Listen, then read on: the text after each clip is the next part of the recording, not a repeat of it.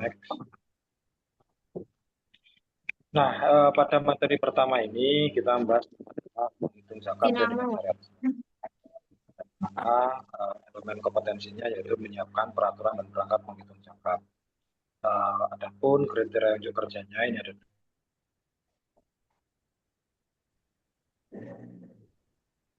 Suara tidak jelas. kemudian perangkat yang dibutuhkan dalam penghitungan zakat disediakan sesuai dengan prosedur. Kemudian yang kedua elemen kompetensinya yaitu menentukan besaran zakat. Nah, KAK-nya ada tiga. Yang pertama, harta yang akan dizakatkan identifikasi sesuai syarat wajib dan syarat sah zakat. Kemudian yang kedua, jenis zakat dan kriteria identifikasi sesuai dengan syariat Islam. Dan yang ketiga, nilai zakat harus dibayarkan itu sesuai dengan jenis dan kriteria zakat sesuai dengan syariat Islam. Lanjut. Suara kurang jelas, Ustaz.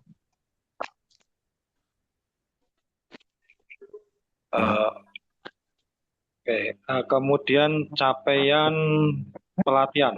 Sudah jelas belum suaranya? Sudah jelas. Ini karena ada yang ini ya, ada yang menyalakan jadi bocor ya. Mungkin yang apa namanya Kalsel, terus Romdoni, terus apa ini? Lanjis Al-Amin, Perenduan, mungkin bisa dimatikan dulu mic-nya atau dibantu dari host. Oke, baik. Capaian pelatihan kita adalah kemampuan peserta untuk menghitung zakat sesuai dengan jenisnya dan kriteria zakat menurut syariat Islam. Ini insya Allah yang nanti kita dapat dari sesi pertama ini ya. Jadi sesi pertama ini kita insya Allah nanti punya kemampuan untuk menghitung zakat sesuai dengan syariat Islam. Lanjut.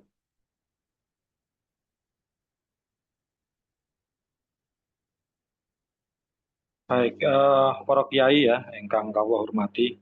Jadi dalil zakat itu sebagaimana kita ketahui ada banyak sekali ya di dalam Al-Quran, diantaranya yaitu aqim sholah wa atu zakah warka'u ma'rokain. Ini apa namanya, yang hampir semua orang itu sudah hafal lah. Terus kemudian juga di ayat yang lain, khudh min amwalihim shadaqatan tutahhiruhum wa tuzakkihim biha wa sholli alaihim inna sholataka sakanun lahum wallahu sami'un alim. Ini yang kemudian menjadi dalil kenapa sih apa itu namanya zakat itu harus ditunaikan melalui lembaga amil zakat. Karena di sini itu khut itu adalah fi'il amar. Ya. Saya kira kalau nahu Kiai Sidogiri sudah pakar semua. Otomatis kalau fi'il amar itu ada yang menyuruh dan ada yang disuruh. Ada subjek, ada objeknya. Nah, tentu dalam konteks ini sebagaimana di banyak tafsir ya di banyak penjelasan itu eh, apa namanya bahwa ayat ini turun itu memerintahkan kepada Nabi Muhammad dalam konteks sebagai pemimpin atau ya sebagai pemimpin pada waktu itu untuk mengambil zakat kepada mereka yang telah berkewajiban zakat. Nah, dalam konteks Indonesia saat ini tentu yang berhak mengambil zakat ya yang apa namanya pelaksanaan dari ayat ini adalah presiden atau kepala negara. Karena bagaimanapun presiden di Indonesia itu ya dikatakan sebagai waliul amri bidullah. Bagaimana hasil itu kan presiden itu waliul amri bidullah. Sehingga presiden yang berkewajiban mengambil zakat, namun dalam konteks ini ya presiden kan tidak mungkin kemudian langsung sendirian ya mengambil zakat. Sehingga presiden menunjuk ya Kementerian Agama untuk apa namanya mengimplementasikan itu. Nah, Kementerian Agama lagi-lagi juga tidak bisa menjalankan secara langsung, maka kemudian membentuklah atau memberikan apa namanya secara teknis lembaga yang mengambil zakat yaitu Kalau di bawah negara disebut dengan Basnas, kalau kemudian di masyarakat itu disebut dengan LAS. Tapi LAS ini adalah LAS yang memiliki izin dari negara, sehingga ayat inilah yang kemudian sebagai dasar kita yang ada di LAS ya di dalam di dalam operasional mengambil zakat pada para musaki. Jadi gambarannya semacam itu. Lanjut. Nah, ini dalil ya, dalil apa saja yang yang yang harus dikeluarkan zakat. Ini saya kira kalau pesantren seperti Sidukiri dan pesantren-pesantren salaf lainnya, bahwa kitab tafsir Jalalain itu sudah jadi kitab tafsir wajib ya, yang setiap pesantren pasti mempelajari itu. Nah, di dalam tafsir Jalalain itu jelas bahwa hal-hal ya, ya, segala sesuatu itu wajib dizakati, sebagaimana memaknai dari ayat ya ayyuhalladzina amanu anfiqu bimana aizaku. Jadi infakkanlah di sini itu maksudnya zakatkanlah. Itu kalau kemudian dikupas lebih lanjut itu kan anfiqu itu adalah infak, ada infak wajib, ada infak sunnah. Nah, yang di sini dalam tafsir Jalalain ini dimaknai sebagai infak wajib, yaitu zakat. Ibadi jatuh kasabtum minal malin wa min thayyibati ma akhrajna lakum minal ardh. Nah, ini dalam tafsir Jalalain. Di beberapa tafsir yang lain, misalnya dalam tafsir Qurtubi, ini juga hampir sama intinya, bahwa di sini antiku itu intinya adalah zakat. Sehingga tidak terbatas pada sebagaimana dalam beberapa kitab fikih klasik ya. Kalau di dalam takrib itu kan zakat mal itu kan hanya ada 5. Nah, tidak terbatas itu, sehingga beberapa ulama kemudian berangkat dari tafsir ini misalnya itu menjadikan konteks zakat itu sangat luas sekali. Lanjut. Nah, ruang lingkup kita sebenarnya tidak hanya zakat ya, kita ada banyak dalam konteks lembaga amil zakat tentunya. Yang pertama ada zakat itu sendiri, sifatnya wajib, kemudian di luar ini sifatnya sunnah. Ada infak, ada sedekah, ada hadiah, ada hibah. Nah, ini termasuk juga ada fidyah ya dan kafarat. Ini yang menjadi ruang lingkup dari lembaga amil zakat. Terus lanjut. Nah, zakat itu apa? Zakat tadi ya adalah harta yang wajib dikeluarkan oleh seorang muslim atau badan usaha yang dimiliki oleh orang Islam untuk diberikan kepada orang yang berhak menerimanya sesuai dengan syariat Islam. Jadi memang eh, zakat ini hanya diwajibkan bagi orang muslim ya, orang di luar muslim tentu tidak berkewajiban zakat. Kemudian infak. Nah, infak ini harta yang dikeluarkan oleh seorang muslim atau badan usaha di luar zakat untuk kemaslahatan umum dalam rangka menunaikan hajat ya, atau kepentingan tertentu. Jadi infak itu ada tujuannya. Maka biasanya kalau kita lihat di masjid-masjid ya, itu kotaknya itu adalah kotak infak. Kenapa? Karena memang kotak itu ada misi khususnya ya, ada tujuan khususnya, yaitu dalam rangka untuk operasional masjid misalnya. Nah, sehingga ada perbedaan antara infak dan zakat, dan juga kalau sedekah. Nah, ini adalah harta atau kebaikan ya, bukan harta. Jadi kalau infak itu adalah harta, kalau sedekah itu bisa bukan harta, yang dikeluarkan oleh seseorang muslim atau badan usaha di luar zakat untuk kemaslahatan atau kebaikan umum dan dengan motif mencari pahala. Nah, eh, jadi kalau infak tadi itu hanya, sedangkan kalau sedekah itu tidak terbatas pada Saya lanjutin betakannya dah. Itu ada suara. Udah uh, Ustazah. untuk Lanjutin yang betakan.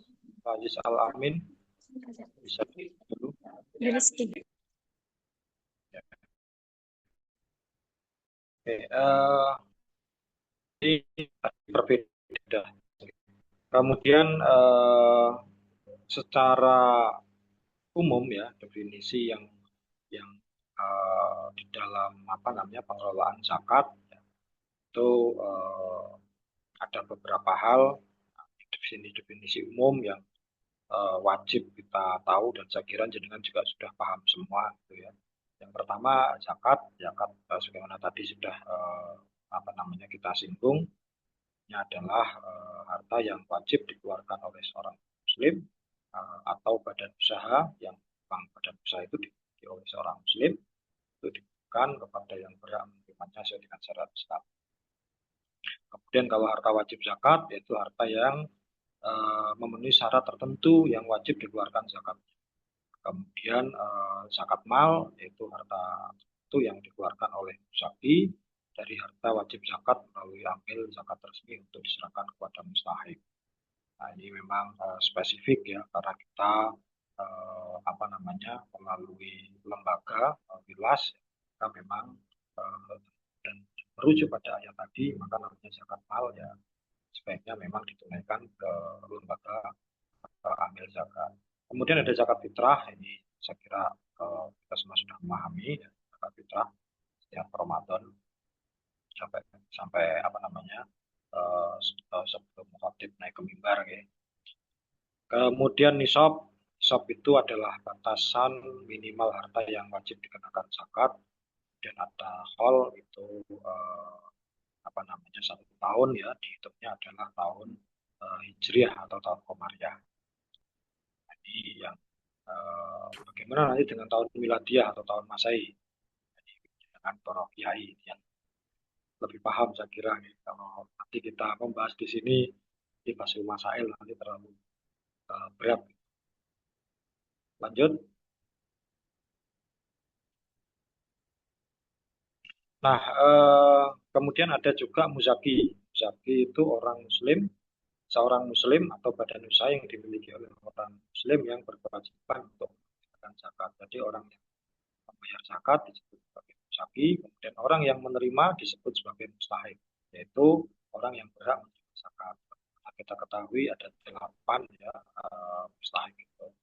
Kemudian amil adalah seorang atau sekelompok Maaf, orang yang diangkat oleh nggak bisa diperbesar, Ustaz.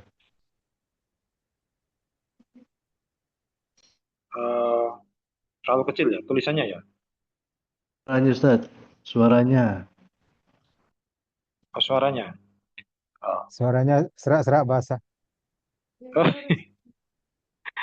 Oke, saya dekatkan. Udah semakin jelas. Sudah semakin jelas. Bagus. Sudah cukup. Cukup ya. Nah, kemudian amil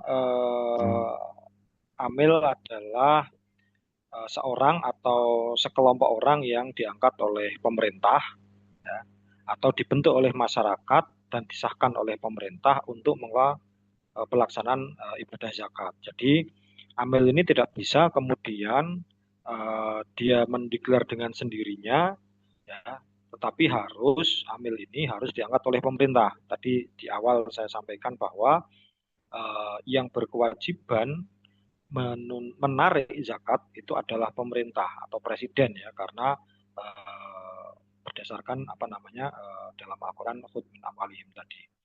Nah, presiden kemudian menyuruh ya sampai ke Menteri Agama, kemudian Menteri Agama mengeluarkan SK baik itu ke Basnas maupun ke Lenas. Nah, ini yang maka amil ini adalah amil resmi yang itu baru disebut amil ya. Kalau yang tidak resmi misalnya mengaku-ngaku sebagai amil, nah itu sebenarnya ya tidak bisa dikatakan amil sehingga dia tidak berhak untuk apa namanya kalau dalam fikih ya kan ada hak amil itu. Nah, kalau las itu kiri ya alhamdulillah ini kan las resmi sehingga berhak untuk mengelola hak amilnya. Kemudian ada pengelolaan zakat. Ya, pengelolaan zakat ini secara garis besar itu hanya ada 3. Sebagaimana di lembaga keuangan yang lain juga hampir sama. Nah, yang pertama adalah melakukan pengumpulan zakat atau penghimpunan zakat. Kemudian pendistribusian ya atau penyaluran zakat, termasuk juga pendayagunaan ini kepada mustahik. Kemudian yang ketiga adalah pelaporan secara baik dan benar atau pengoperasionalnya ya itu secara baik dan benar dan bisa terlaporkan. Artinya ada transparansi dan akuntabilitas di sini. Lanjut. Nah, beberapa ketentuan-ketentuan, aturan-aturan terkait dengan apa namanya zakat ya, ini eh, apa namanya kalau fikih zakat saya kira sudah sangat banyak sekali ya. Kemudian juga PMA nomor 52 tahun 2014, kemudian PMA tahun 69 tahun 2015. Ini penyempurnaan ya. Kemudian PMA nomor 31 tahun 2019 ini lebih kepada tata cara penghitungan zakat mal dan zakat fitrah dan pendayagunaan untuk usaha produktif, dan juga ada beberapa teknis yang terbaru kemarin ya, PMA nomor berapa kemarin yang 2024 itu bagian dari aturan-aturan penghitungan zakat. Jadi memang penghitungan zakat ini apa itu namanya didasarkan pada PMA meskipun mungkin ya di PMA ini kita ada yang tidak sepakat karena mungkin panjenengan apa namanya lebih memahami secara fikihnya, tapi apa namanya bagaimanapun ini PMA ya kita harus tahu meskipun mungkin di lapangan nanti teknisnya bisa berbeda dari PMA ini.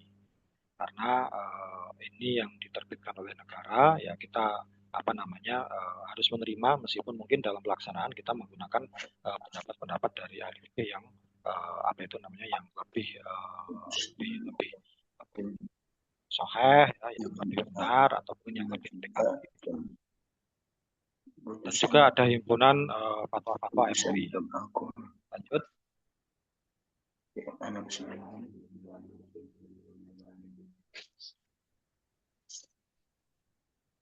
Oke, lanjut.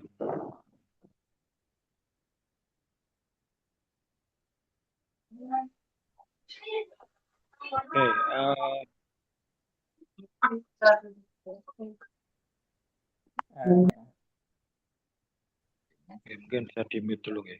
Oke.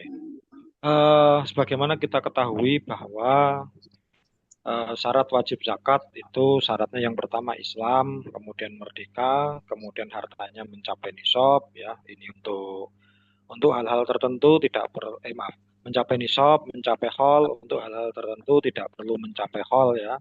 Misalnya seperti zakat pertanian misalnya atau pertambangan. Nah, ini kan tidak perlu mencapai haul. Kemudian juga bebas hutang, artinya bebas hutang itu sudah dikeluarkan kewajibannya. Misalnya ketika menghitung zakat perniagaan, ya, maka den itu sudah mungkin Pak Abdul Mujib bisa di-mute dulu. Bisa di-mute dulu, Oke, kemudian syarat harta wajib zakat yaitu milik kutam ya, milik penuh. Kemudian juga tumbuh dan berkembang, artinya tumbuh berkembang itu memang dioperasionalkan. Misalnya tadi zakat perniagaan itu kan memang dikembangkan, tidak dibiarkan gitu ya. Kemudian apa namanya? Nah, bagaimana dengan uang misalnya emas? Nah, ini kan bagian dari kalau istilahnya kan disebutnya itu sebagai harta ribawi, harta yang di situ dia bertambah, itu ada bertambah sehingga uang sekalipun ditabung itu atau sekalipun dibiarkan selama itu mencapai nisab ya mencapai haul misalnya dia juga wajib zakat gitu. Emas ya, emas nggak diapa-apain disimpan ditaruh. Itu kan sebenarnya apa namanya dia diberkewajiban zakat karena memang di situ sebagai harta ribawi yang bisa dimaknai sebagai harta yang tumbuh dan berkembang. Kemudian juga lebih dari kebutuhan. artinya memang dalam hal-hal tertentu ini sudah lebih dari kebutuhan. Lanjut. Nah, ini dalam PMA tadi ya, ada beberapa jenis zakat. Yang pertama ada zakat fitrah, kemudian ada zakat mal. Nah, zakat mal ini dalam PMA tadi disebutkan ada zakat emas, perak, dan logam mulia lainnya. Kemudian zakat uang dan surat berharga lainnya. Ada zakat perniagaan, ada zakat pertanian, perkebunan, dan kehutanan, ada zakat perindustrian, ada zakat pendapatan dan jasa, ya, kemudian juga ada zakat rikas, ada juga zakat pertambangan. Nah, ini ada juga zakat peternakan dan perikanan. Ini yang ada di PMA. Memang kalau kita melihat pada ayat tadi, ya, bahwa anfiku, ya, kalimat anfiku itu makna zakat, dan itu semuanya, ya, apa yang dari hasil kerja kita, ya, minta ibadi maka sabtum, di sesuatu yang baik yang dari hasil kerja kita, berarti di sini kita ngomong jasa, ya. Kita ngomong pekerjaan dari usaha-usaha kita, dan juga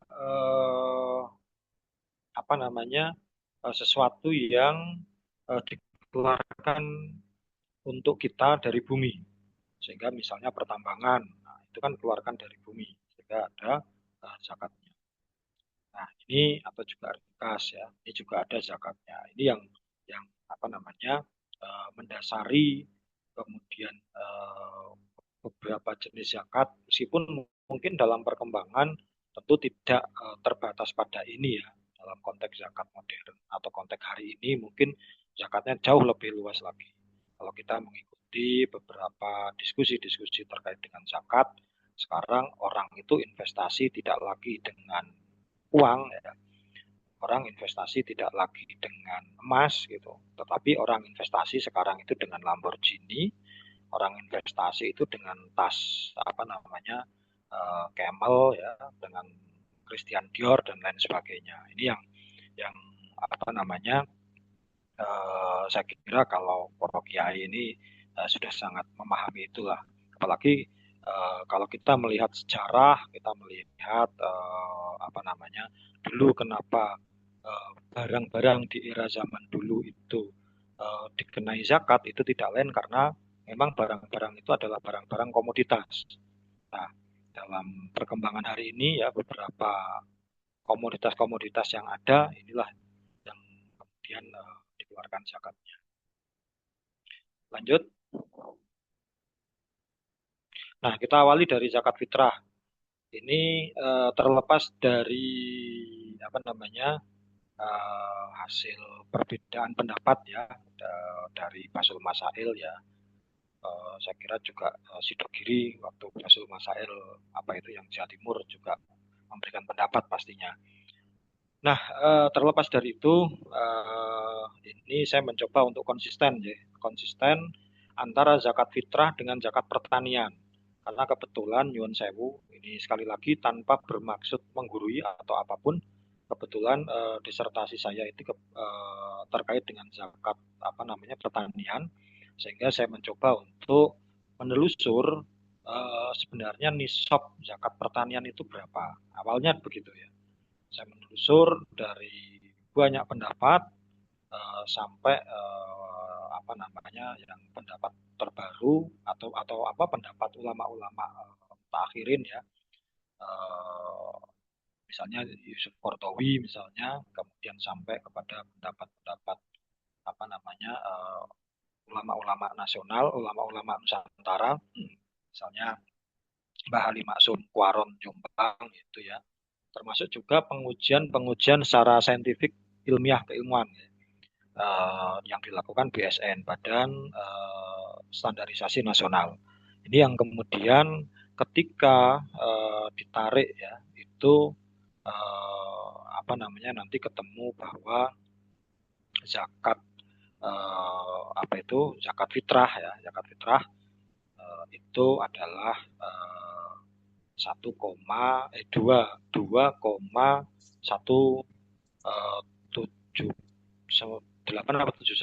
gitu, kilogram, sehingga dibulatkan 2,2. Ya, kalau di masyarakat kemudian ditunaikan 2,5 kilo, ini tentu sudah cukup gitu. Terlepas dari perbedaan pendapat, nanti kalau panjenengan penasaran, nanti ringkasannya nanti bisa di-download di disertasi saya di halaman yang khusus membahas tentang nisab dari pertanian gitu. Di disertasi saya di UIN Malang. Kemudian untuk waktu menunaikan, sebagaimana kita ketahui ya, ulama semuanya sepakat bahwa zakat fitrah itu bisa ditunaikan sejak awal bulan Ramadan ya, hingga menjelang khotib naik ke mimbar. Nah, ini kesempatan sebenarnya bagi lembaga amil zakat ini jauh-jauh hari ini sudah bisa menjalankan zakat fitrah ini tanpa harus menunggu di akhir-akhir, karena kalau sudah akhir-akhir ini, apalagi kalau berbasis pesantren misalnya, ya pesantren itu kalau udah malam lebaran itu sibuknya minta ampun, maka ini bisa diawalkan ya. Para wali santri, para santri itu bisa menunaikan zakat ketika masih awal-awal bulan Ramadan, sehingga ketika mendistribusikan nanti bisa dengan mudah. Kemudian zakat emas ya, logam mulia lainnya disetarakan dengan emas. Untuk zakat emas ini kita menggunakan pendapatnya Yusuf Qaradawi ya, pendapat yang tengah-tengah lah. Kalau kita menggunakan pendapat madhab misalnya ada Syafi'i ataupun pendapat-pendapat yang lain nanti beda-beda. Kalau di Indonesia sesuai dengan PMA tadi itu mengikut pada pendapatnya Yusuf Qaradawi, yaitu 85 gram emas dengan kadar 2,5% dan telah mencapai setahun.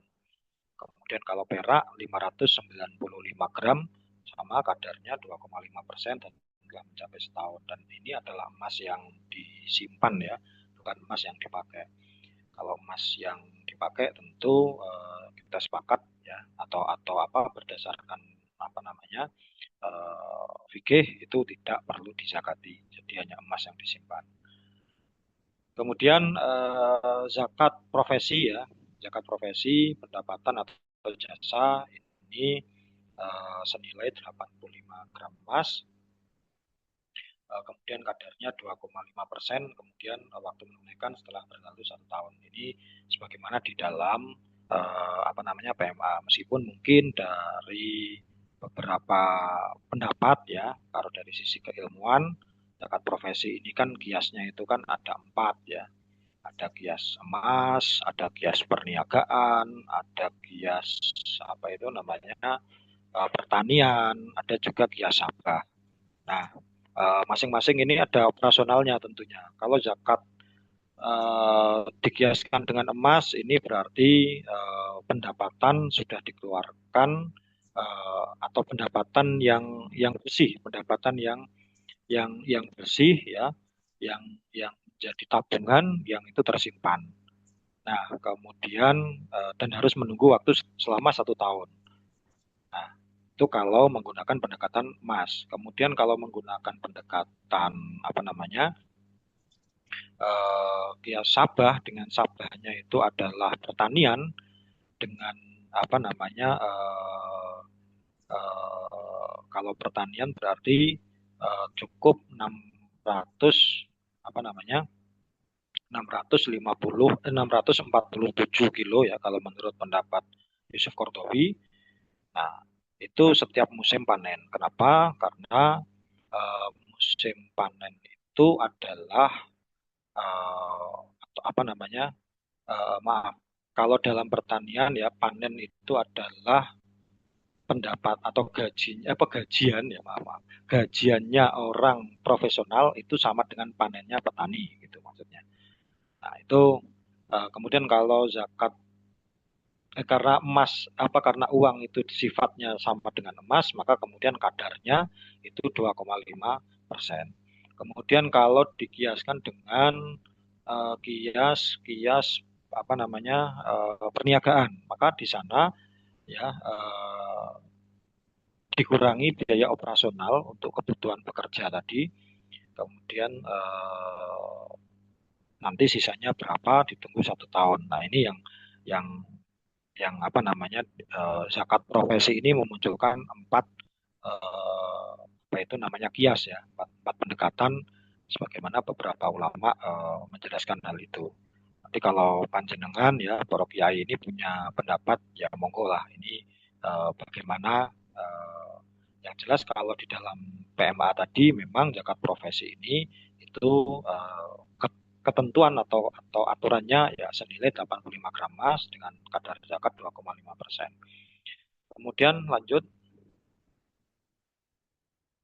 Kemudian zakat uang ya, tadi sama yaitu senilai 85 gram emas. Ini adalah uang yang disimpan baik di atas bantal maupun di bawah bantal. Kalau di atas bantal itu maksudnya disimpan di bank ya. Kalau di bawah bantal ya di bawah bantal gitu ya, bukan apa namanya biasanya orang kampung ya petani itu suka nyimpan uang itu di bawah bantal gitu, ditaruh di kresek gitu ya. Itu kebetulan saya ini kan punya paman itu yang petani ulung gitu. Itu duitnya di kasur itu luar biasa banyaknya. Tidak mau nabung di bank, tidak mau ribet gitu. Nah, itu kalau setahun dia setara dengan 85 gram emas, ya. Kalau sekarang mungkin 160 juta lah. Kalau emas ini sekarang kan hampir 2 juta ya. Nah, ini maka wajib zakat. Kemudian zakat saham, ini adalah nisabnya jumlah keseluruhan kepemilikan saham senilai 85 gram emas. Kemudian kadarnya 2,5%, waktu menunaikan telah mencapai setahun ya, telah haul. Kemudian saham ini kan ada, kita tahu ya di Indonesia itu ada dua model, Ada saham yang diperoleh dari pasar modal ya, dari bursa efek ya, dari pasar saham. Ada yang saham yang langsung kita dengan apa namanya langsung di sektor real, kita naruh uang di sana untuk usaha tertentu ya. Nah, bagaimana kalau saham di pasar modal? Saham di pasar modal tetap wajib ditunaikan. Ya. Cara menghitungnya adalah jika total harga saham ditambah keuntungan investasi ya, atau dividen ini telah mencapai nisab dan sudah mencapai haul. Dan di sini haulnya itu bukan haul pada saham emiten tertentu. Emiten itu apa namanya perusahaan ya, perusahaan saham, perusahaan bukan pada perusahaan tertentu, tetapi uang kita yang kita taruh di pasar saham itu selama setahun itu sudah mencapai nisab atau belum. Misalnya gini, saya hari ini beli sahamnya Garuda, atau saya hari ini beli sahamnya Unilever. Kemudian 4 bulan lagi atau 4 bulan kemudian saham itu saya jual. Nah, lalu saya belikan ya saham Unilever tadi saya belikan ke Telkom selama 3 bulan. Lalu saya jual lagi, saya belikan di apa namanya BSI ya, di BNI Syariah, kodenya BNIS di Bank Syariah Indonesia misalnya. Maka setelah ditotal dalam setahun berikut dengan dividen-dividennya, termasuk juga dana yang ada di RDN. Karena jangan sampai nanti orang terus kemudian menghelah ya, mencari celah untuk menghindar duitnya ini saya tarik semua. Ini udah bulan ke-11 saya tarik, saya pindahkan di RDN aja, di rekening dana nasabah. Nah, begitu nanti udah setahun, nah, dia tidak berkewajiban zakat. Nah, yang seperti itu kan tidak bisa dibenarkan. Sehingga apa namanya pokoknya dia ada di pasar saham kalau kalau apa itu namanya kalau kita menghitungnya ya portofolio ya. Portofolio kita di pasar saham itu berapa dalam setahun, ketika memang mencapai nisab ya itu wajib kita zakati, terlepas lalu lintasnya bagaimana. Yang kedua, saham langsung yang wajib ditunaikan jika nilai investasi mencapai nisab dan hal. Misalnya kita investasi langsung ya ke supermarket untuk apa? Untuk membuat supermarket gitu, yang dimiliki teman kita misalnya, atau kita patungan dengan beberapa orang untuk mendirikan apalah gitu ya usaha tertentu. Nah, itu saham langsung. Kemudian reksadana, suku dan surat berharga lainnya ya. Ini sama zakatnya senilai 85 gram emas dan telah mencapai setahun dihitung sejak nilai aset mencapai nisab dan dalam waktu 1 tahun. Jadi kita misalnya beli reksadana nih atau kita beli suku ya, suku apa namanya, suku retail gitu ya, suku negara ya, atau kita beli reksadana di apa itu namanya, apa ya contohnya ya, yang lembaga investment ya. Nah itu ketika kita biasanya beli suku ataupun beli reksadana ini kan tidak bisa sebentar. Suku itu ada yang setahun, ada yang 2 tahun, bisa sampai yang 5 tahun. Nah, sama dengan reksadana juga tidak dalam waktu yang sebentar sebagaimana saham yang hari ini kita beli, besok kita jual itu masih mungkin. Tapi kalau reksadana suku ini tidak bisa. Sehingga ketika dihitung nilai aset total kita saat apa namanya dari apa namanya dari reksadana suku dan lain sebagainya tadi itu telah mencapai nisab ya, kemudian ditunggu sampai 1 tahun, maka dia berkewajiban zakat. Nah, kemudian muncul pertanyaan, apakah ini sendiri-sendiri? Nah, ini kemarin saya belum lama ya, itu apa namanya mendengarkan bahwa dalam konteks investasi baik itu saham, reksadana, suku sebenarnya ini satu kesatuan. Artinya tidak bisa kemudian yang saham saya cukup 100 juta saja biar tidak terkena zakat. Suku saya cukup 100 juga aja biar tidak terkena zakat. Nah, itu tidak bisa. Karena ketika ditotal ke semuanya ya dari saham, suku, reksadana dan seterusnya, ketika itu mencapai nisab pun dia berkewajiban zakat. Jadi sebenarnya satu kesatuan ini hanya penjelasannya ini memang dipisah-pisah gitu. Tapi pada intinya ini adalah zakat apa namanya ya sama ya sifatnya. Lanjut.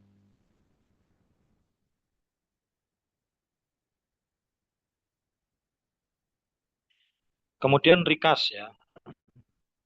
Rikas, rikas itu apa namanya eh, secara secara arti ya itu adalah barang zaman jahiliyah yang terpendam dan tanpa bersusah payah untuk mendapatkannya. Berbeda dengan tambang ya. Eh, Barang temuan ini atau rikas ini itu misalnya kita tanpa sengaja saat menggali kemudian menemukan peti emas misalnya. Nah, ini zakatnya ya itu 20% kadarnya. Ketika tadi misalnya peti emasnya ini telah mencapai 85 gram emas, maka kita seketika langsung mengeluarkan zakatnya 20%. Nah, ini eh, apa namanya yang orang menyebutkan ya harta korun lah gitu ya, hartanya karun. Jadi tanpa susah payah. Kalau susah payah, maka namanya tambang. Ada proses pencarian, proses penggalian, proses pengayaan dan seterusnya. Nah, ini eh, ketika apa namanya proyeknya atau ketika apa itu namanya potensi pendapatannya itu mencapai 85 gram emas, maka dia berkewajiban zakat. Zakatnya 2,5%. Nah, langsung setelah mendapatkan bukan berarti dihitung 1 hari, ya, tetapi dihitung dalam satu proyek, misal atau satu apa ya, satu kedoan lah, atau satu misalnya kita nambang ya, ya satu titik satu lubang itu dia menghasilkan berapa. Nah, kan tidak mungkin emas itu kemudian per hari ngitungnya kan tidak, tetapi langsung sekian titik ya, sekian lubang itu dihitung berapa berapa. Nah, maka untuk mensiasati itu ada yang kemudian dalam prakteknya itu dia menghitung per bulan ini dapatnya sekian persen. Kemudian per bulan ini sekian kilo emas gitu. Kemudian dia menunaikannya langsung sekian persen dari pendapatan per bulan itu. Karena kan produksinya kan terus menerus. Itu dari barang tambang ya. Barang tambang ya ada emas, ada nikel, ada bauksit dan lain sebagainya. Ini kalau memang benar-benar dimiliki oleh orang Islam ya, yang dia taat ya harus menunaikan zakat. Kemudian zakat hasil pertanian. Nah, ini yang kalau di dalam PMA tadi ya, ini memang Yusuf Qaradawi itu pada awalnya berpendapat demikian, 653 ya. Kemudian di edisi yang tahun 2006 ya, itu beliau merevisi pendapatnya yang lama menjadi 647 kilo. Nah, ini kalau nanti diukur-ukur tadi konsisten dengan zakat fitrah tadi.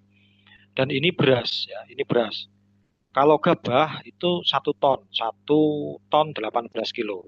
Jadi kalau di Demak ini ya, di Demak Jawa Tengah, ini ada kampung yang masyarakat petaninya itu rutin menunaikan zakat, itu mereka memiliki tagline 1 ton 1 kuintal.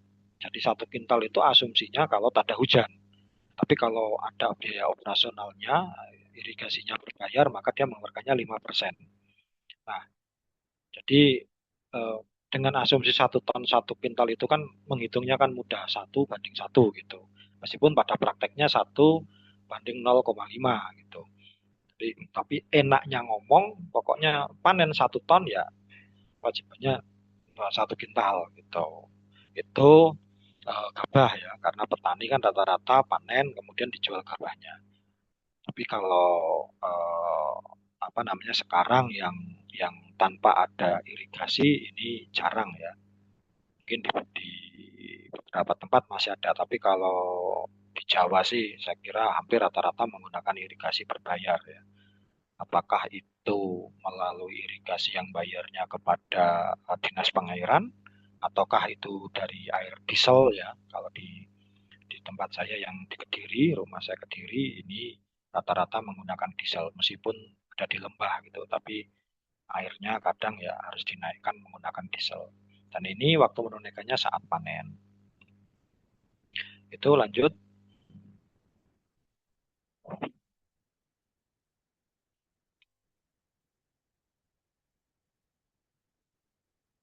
Lanjut. Oh, sudah. Kemudian perkebunan dan pertanian produktif lainnya. Nah, perkebunan ini memang tidak diatur secara teknis ya di dalam fikih-fikih klasik gitu ya.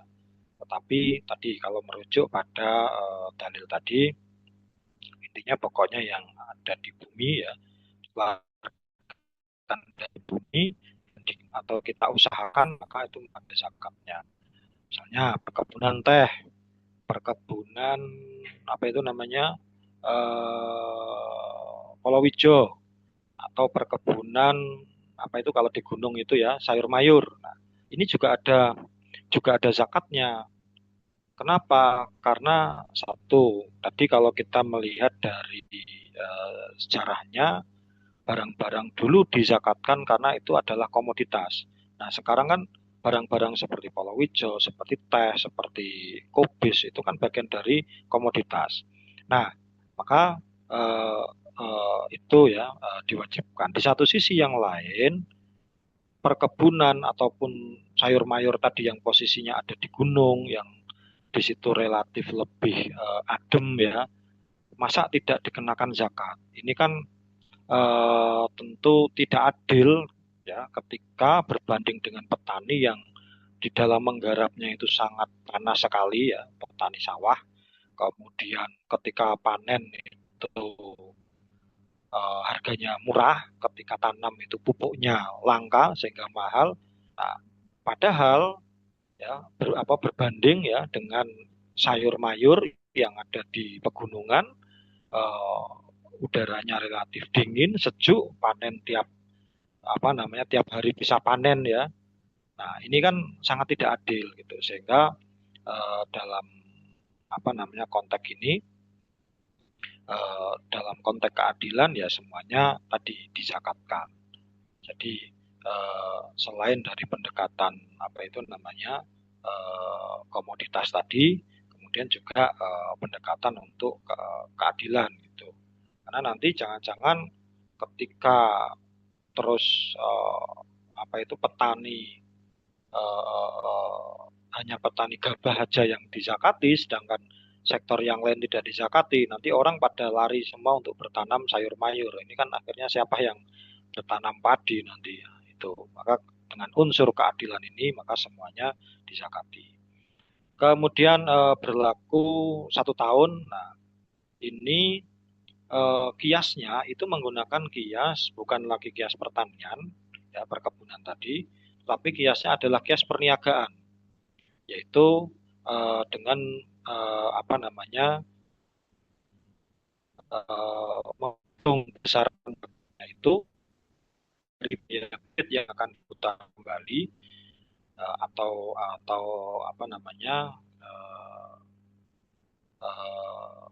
Matusila ya, Matusila, misalnya gini, orang menanam kubis, maka berapa sih total biaya bibit kubis itu? Nah, kemudian ditambah keuntungan, ya tentu keuntungan dalam setahun ya selama ini. Nah, biaya bibitnya itu cukup sekali aja, bukan dalam setahun itu berapa kali biaya bibit, tidak, tapi cukup sekali. Kemudian piutang jika ada mungkin kubis kita dibawa orang yang belum dibayar dalam waktu dekat, itu disebut piutang. Dan juga utang kita, mungkin kita masih punya utang ke toko toko pupuk ataupun yang lainnya. Jika kemudian itu mencapai atau setara dengan 85 gram emas, maka dikalikan 2,5%, itulah besaran zakat dari perkebunan. Kemudian perikanan, nah, baik perikanan tangkap ataupun perikanan budidaya air payau misalnya, bandeng ataupun mujair ya, ataupun grameh. Jadi kalau di pesisir itu kan sekarang kan ikan-ikan yang biasa di air tawar itu sekarang juga dibudidaya dengan air payau, air yang setengah-setengah asin gitu ya, yang nggak terlalu asin Pak, di pinggir pantai.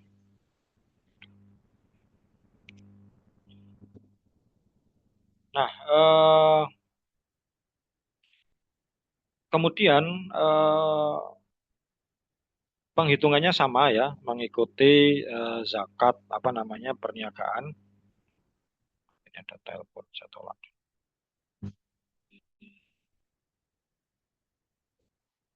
Nah,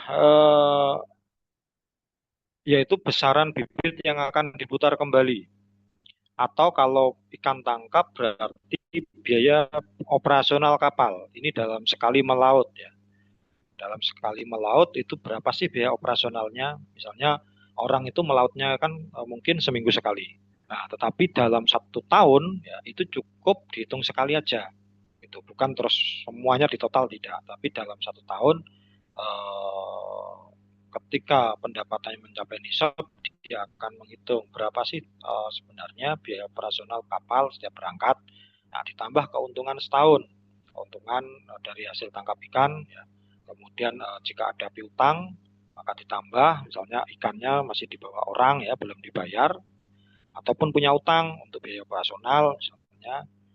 Dan ini sudah dikurangi biaya operasional ya, baik semua zakat perkebunan tadi, zakat perikanan juga sama. Tiap keuntungan itu kan pendapatan dikurangi operasional, itu kan keuntungan. Jadi keuntungan itu keuntungan bersih ya. Nanti di belakang ada cara menghitung keuntungan.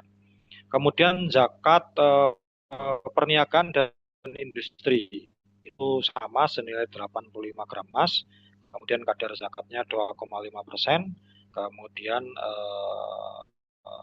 ya setelah menunaikan zakat. Nah, ini tadi itu kurang alif ya yang depan itu.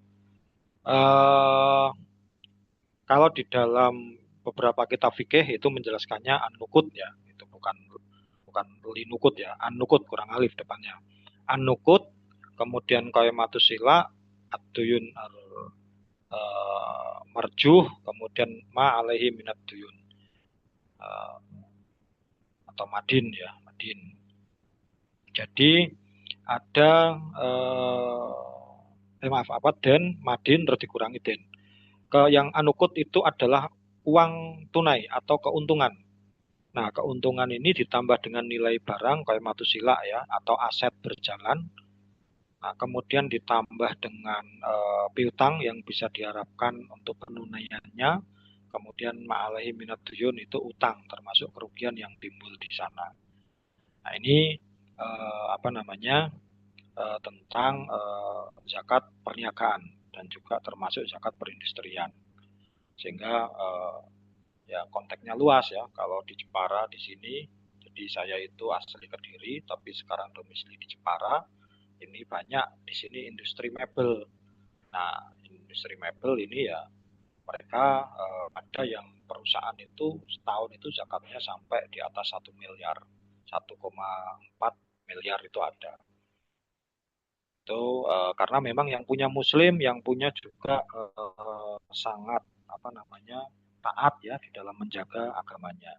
Sehingga ya mengeluarkan zakat 1 miliar ya kelihatan kecil sih kalau bagi sananya ya. Bagi kita kan yang menerima ini kan wow gitu ya. Nah, karena apa? Karena memang kita bisa menjelaskan dalam fikihnya itu seperti ini. Lanjut. Nah, ini contoh simulasi ya. Ini modelnya ada banyak. Saya kira setiap masing-masing lembaga itu pasti memiliki laporan laba rugi. Tapi kalau misalnya ada orang datang ke kita minta dihitungkan berapa zakat yang harus ditunaikan, sedangkan orang itu pengusaha toko misalnya, maka kita harus bisa menghitung secara detail. Ya, misalnya dari total pendapatan penjualan itu berapa, terus biaya kulaannya berapa, penjualan bersih, maka ya pendapatan penjualan dikurangi bahan baku itu disebut sebagai penjualan bersih. Kemudian operasionalnya berapa? Operasional itu meliputi apa? Ada gaji, ada transportasi, ada listrik, ada air dan seterusnya ya. Termasuk juga biaya penyusutan jika ada. Maka itu disebut sebagai biaya operasional. Maka penjualan bersih tadi dikurangi biaya operasional. Kemudian itu baru menjadi ya laba atau rugi ya sebelum pajak, earning before tax.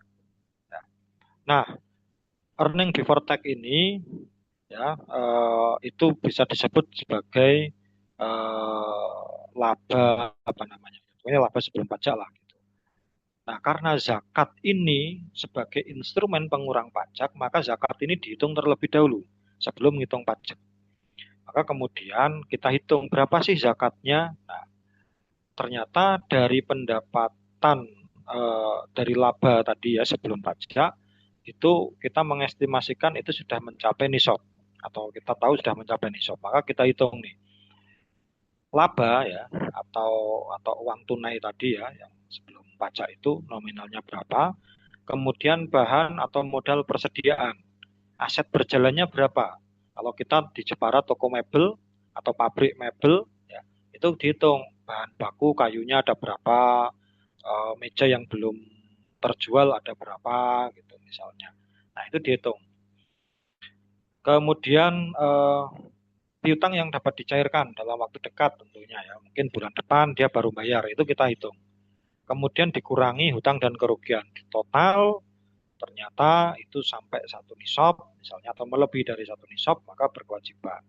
Itu kemudian dipindahkan di zakat, maka kemudian pajaknya nanti otomatis ya zakat yang dibayarkan itu sebagai pengurang pajak instrumen, bukan pengganti ya, hanya pengurang pajak.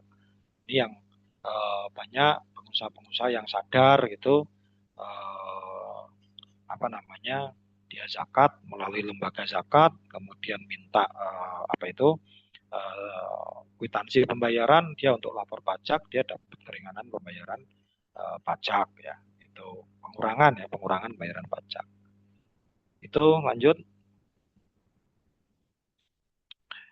Nah, hasilnya misalnya perusahaan mebel pada saat tutup buku 31 Desember 2024 ya, dalam kondisi keuangan sebagai berikut.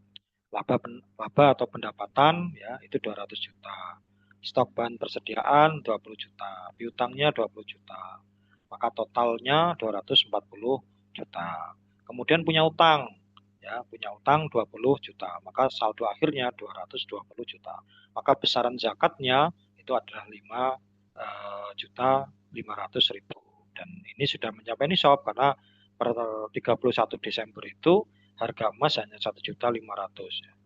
Jadi berbahagialah yang punya tabungan emas ya, yang investasinya di emas. Jadi 31 Desember 1.567.000 hari ya, 2 bulanan terakhir ini udah 1.980.000 sekian, 70 sekian, udah hampir 2 juta ini. Itu para kiai yang saya hormati. Lanjut. Oh, masih ada ya. Kemudian zakat peternakan, unggas, dan hewan lainnya. Nah, ini kalau dalam fikih itu kan peternakan itu kan kambing sama sapi. Nah, sedangkan yang lain tidak, ayam tidak pernah, ulama ya, ulama-ulama salaf itu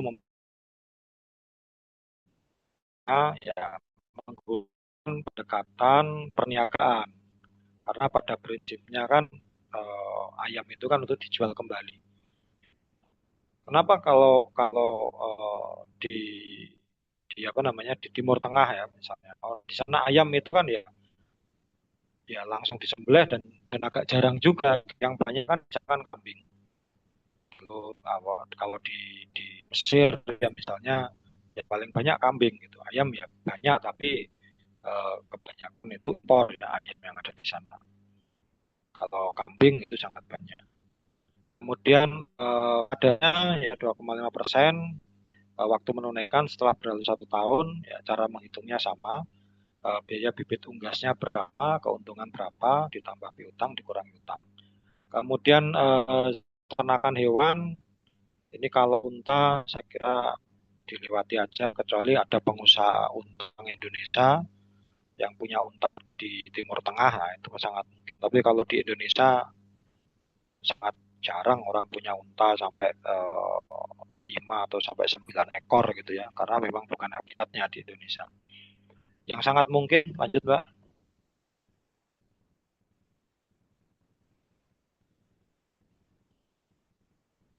Nah, yang sangat mungkin itu adalah sapi, kerbau, ya, kambing, domba, ini sangat mungkin.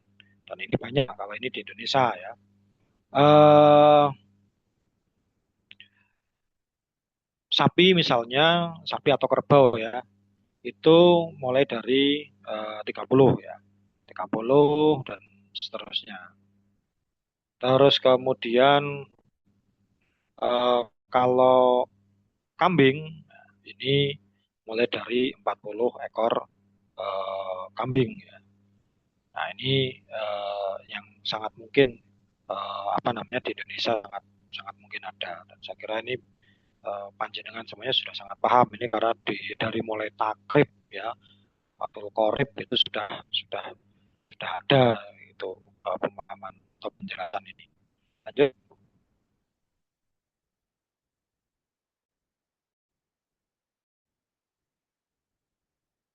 Lanjut.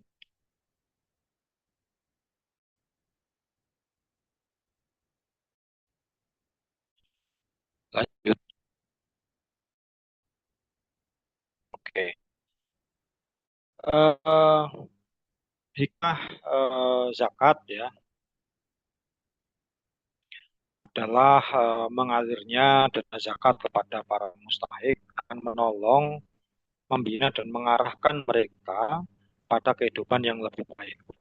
Kemudian zakat dapat berfungsi memasyarakatkan etika bisnis yang benar karena pembayaran zakat tidak akan menerima harta yang asalnya tidak jelas. Nah, nanti kita di belakang ada penjelasan itu ya. Jadi harta yang dizakatkan ini ya harta yang jelas itu. Kalau harta tidak jelas ya curian masa dizakati ya. Harta-harta yang memang halal thayyibah gitu ya. Kemudian zakat bermanfaat sebagai sumber dana pembangunan sarana bagi umat Islam yang mengarah pada perbaikan mutu hidup umat Islam. Zakat berperan sebagai salah satu instrumen pemerataan pendapatan bagi masyarakat tanpa mengurangi rasa rasa misalnya seperti merendahkan atau menganggap rendah ya. Dengan orang berzakat melalui lembaga amil zakat itu kan orang kan ya menjadi setara tanpa harus memandang rendah salah satu gitu. Makanya pentingnya zakat melalui lembaga zakat itu untuk instrumen pemerataan. Kalau hanya ditunaikan secara sendiri, ya, mungkin ya yang dapat hanya lingkungan sekitarnya. Tetapi ketika melalui lembaga zakat ini bisa merata. Daerah-daerah yang tidak terjangkau atau daerah-daerah yang tidak diketahui oleh masyarakat umum tentang kondisinya yang memprihatinkan dengan adanya lembaga zakat ya, maka ini bisa terjangkau, bisa tersalurkan distribusinya ke sana. Lanjut. Oke, baik. Terima kasih. Demikian untuk materi pertama. Saya kembalikan kepada Mbak Lisda. Terima kasih banyak kepada Bapak Ansi Anwar yang sudah memaparkan materi pertama.